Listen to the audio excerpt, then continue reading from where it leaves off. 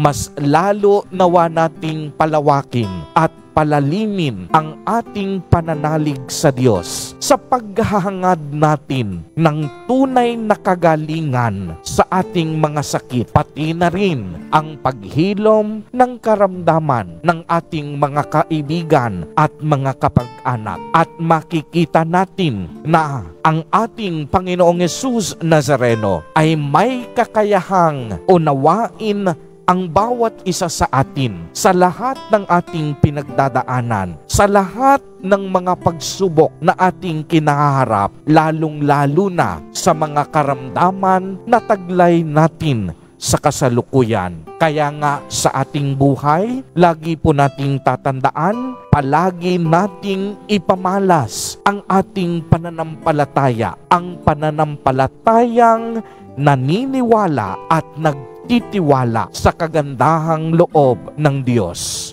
Kung ang tao sa maraming pagkakataon walang magagawa, ang Diyos parating may magagawa sa buhay ng bawat tao. Amen. Purihin at dakilain natin ang ating Panginoon, ang mahal na poong Jesus Nazareno.